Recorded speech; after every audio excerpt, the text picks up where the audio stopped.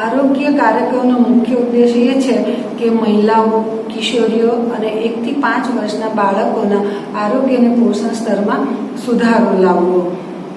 અમે જુલાઈ 2022માં કાર્યક્રમ ચાલુ કર્યો હતો, જેની અંદર અમારા વાંસદાના 10 ગામ અને આહવાના 6 ગામ, કુલ 16 ગામ છે. એ 16 ગામની અંદર અમારી પાસે 161 સગર્ભા બહેન, 146 સગર્ભા બહેનો હતી, 161 અમારી ધાત્રી માતાઓ હતી અને લગભગ 1131 જેટલા 1 થી 5 વર્ષના બાળકો હતા અને 1100 જેટલી કિશોરીઓ સાથે અમે કામ કરતા હતા. કાર્યક્રમને આજે ઓલમોસ્ટ 3જું વર્ષ અમારું ચાલી રહ્યું છે અને અત્યારે અમે 400થી વધારે સગર્ભા બહેનો સુધી પહોંચી શક્યા છીએ. લગભગ 529 જેટલી ધાત્રી બહેનો સુધી પહોંચી શક્યા છે. 1435 1 વર્ષથી 5 વર્ષના બાળકો સુધી પહોંચી શક્યા છે અને કિશોરીઓ અમારી 1100 જેટલી કિશોરી સુધી અમે પહોંચી શક્યા છીએ. અને પહેલાં જ્યારે અમે કાર્યક્રમ શરૂ કર્યો ત્યારે લોકો સેવા લેવા જતા હતા ખરા, પણ સેવાનું મહત્વ ખબર ન હતી. આ દરેક વસ્તુ વિશે એ લોકોનામાં જાગૃતિનો અભાવ હતો.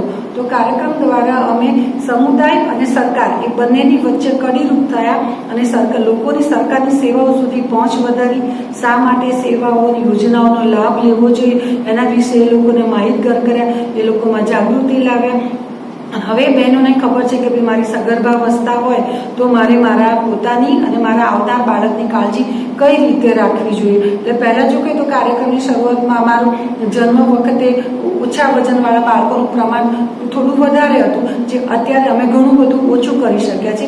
એવી જ રીતે કુપોષિત બાળકોમાં કુપોષણનું પ્રમાણ પણ વધારે જોવા મળતું હતું, જેની અંદર અત્યારે અમે લગભગ 25% જેટલો સુધારો લાવી શક્યા છીએ. અને એવી જ રીતે જે સગર્ભા માતાની સંભાળ છે કે જે લોકોની વહેલી નોંધણી કરાવવાની છે, એ લોકોની ANC તપાસ કરાવવાની છે. ધાત્રી માતા છે તો 1 કલાકની અંદર ધાવણ આપવાનું છે. 6 મહિના સુધી ફક્ત ને ફક્ત ધાવણ આપવાનું છે. 7મા મહિનાથી ઉપરી ખોરાક ચાલુ કરવાનો છે. એ બધાની અંદર અમે ઘણો બધો સુધારો લાવી શક્યા છે અને સુધારાની સાથે સાથે એ સેવાઓનું અથવા તો એનું મહત્વ અમે એ માતાઓમાં અને સમુદાયમાં અમે ઊભું કરી શક્યા છીએ.